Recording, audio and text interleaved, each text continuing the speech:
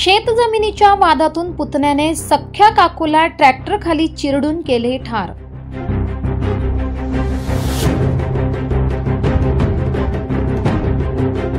नाशिक जिल्ह्यात कळवणच्या गोळाखालची घटना, सर्वत्र खळबळ, अभोणा पोलिसात गुन्हा दाखल।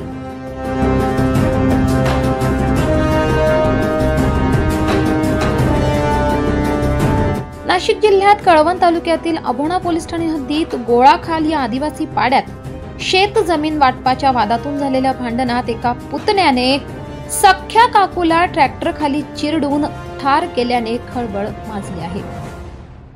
याबाबत अधिक माहिती अशी की गोळाखाल येथील सर्व विभक्त झालेल्या 4 भाऊ व 5 बहिणींच्या परिवारातील सुरेश विठ्ठल पवार याच्याकडे गत 10 वर्षापासून त्याची विधवा बहीण सुक्रीबाई पवार या राहत होत्या।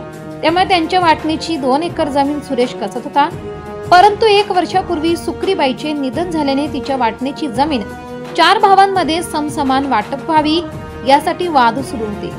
प्रजासत्ताक दिनी सकाळी 11 वाजता गोळाखाल शिवारातील शेत गट नंबर 217 मधील घरासमोर फिर्यादी देवीदास विठ्ठल पवार यांच्यासह साक्षीदार, आरोपी व नातेवाईकांनी एकत्र येत त्या जमीन वाटपाची चर्चा सुरू केली होती। तेव्हा बहिणीचा सांभाळ केल्याने तिच्या वाटणीची 2 एकर जमीन कोणालाही देणार नाही असे सांगून सुरेश पवार याने बाहेरच्या लोकांना जमवून मोठा वाद घातला। त्यातच ट्रॅक्टर आणून सामनेवाल्याच्या अंगावर घालण्याचे फरमान सोडल्याने त्याचा मुलगा हेमंत सुरेश पवार याने जिजाबाई देवीदास पवार वय 48 वर्ष या सख्ख्या काकूला ट्रॅक्टर खाली चिरडून ठार केली। जमलेल्या साक्षीदार, फिर्यादीस लाथाबुक्क्यांनी व दगडगोट्यांनी बेदम मारहाण करून जखमी केले। काही जखमींना नाशिक जिल्हा रुग्णालयात दाखल करण्यात आले आहे। मयत महिलेचे अभोणा ग्रामीण रुग्णालयात शवविच्छेदन करण्यात आले। कळवणचे पोलीस उप अधीक्षक किरण कुमार सूर्यवंशी यांनी भेट देऊन घटनास्थळाची पाहणी केली।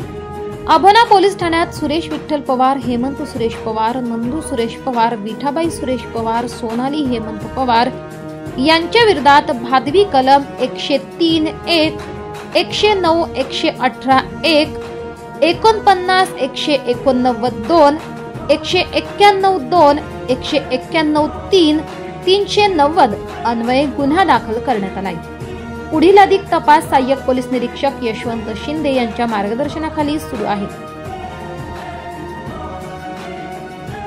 मराठी केसरी न्यूज साठी प्रतिनिधी पद्मभूषण शाह, अभोणा।